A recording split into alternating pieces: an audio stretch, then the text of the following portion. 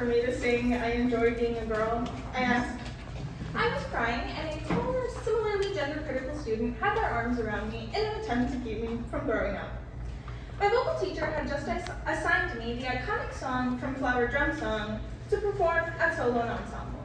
The issue was, I was not a girl, nor did I enjoy being one. The juxtaposition did not appeal to 16-year-old me, who was out to everyone except said vocal teacher, and my parents, of course. This was not the first time that this had happened to me, and it most certainly wouldn't be the last.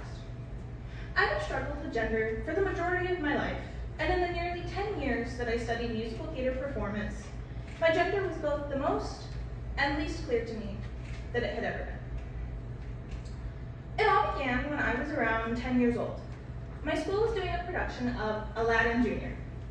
I had auditioned for the role of the genie. This would begin the long journey of auditioning for gender-ambiguous roles, not knowing what was to come. Later that day, my teacher had informed me that only middle schoolers would be cast as the leads and I would be thrust into the ensemble, which sounds great and gender-ambiguous enough, except for the fact that I would be playing a harem girl.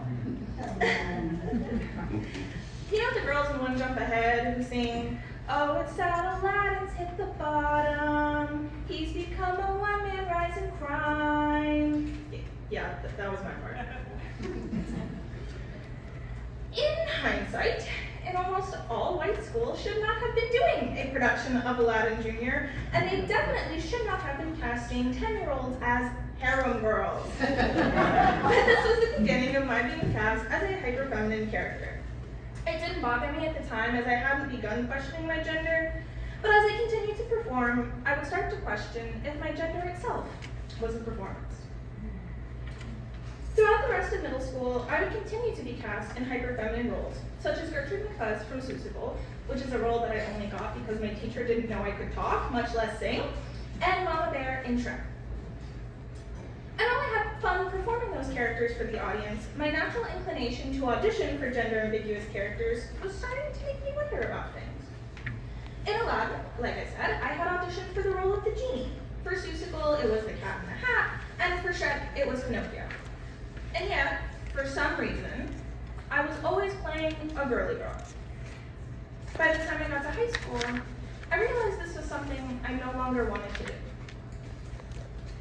My sophomore year of high school was where the gender exploration really began for me.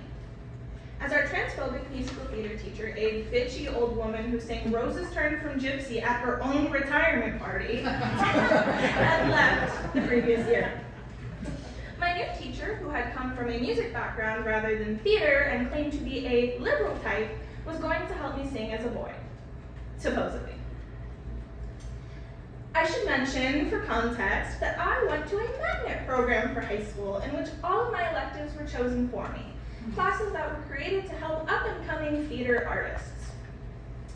In our class, so eloquently titled Musical Theater, we were assigned songs to practice and then perform at the end of the semester. The first song assigned to me, after coming out to my teacher, as a man, was, and no, I'm not kidding, Michael in the Bathroom from Be More Chill. This was in 2017, which is the year I believe that musical theater really became something popular for the weird kids, like anime had done previously. I remember kids were screaming songs from Hamilton, and Dear Evan Hansen, and Heathers, and of course Be More Chill, at the top of their lungs. But the one thing we all knew was that you were never to do those songs for an actual performance. They were just for fun. Except for me. I had just been assigned the Weird Kid anthem for my semester performance. It was like he was trying to embarrass me. The shame only continued from there. Although I desperately felt like and wanted to present as a boy, I was ultimately a mezzo-soprano. Now you may be thinking, isn't Michael in the Bathroom a song for tenors? Won't you struggle to sing it? Yes. I can assure you that at 15 years old, I didn't know how to transpose music, but my musically inclined teacher definitely could. And he promised to help me. So every day I would show up to class and I would ask him, "Do you have my sheet music today?" And he would say, "Thank you for reminding me, I scream, "Next class!" That was a lie. I spent the entire semester rehearsing that song in the original key with my vocal teacher. Then finally, a week before the semester performance, he finally gave me the sheet music and told me that I had to sing it in this new key, only half a step higher, I might add, for my performance. I had one vocal lesson with it. Needless to say, I did not pass.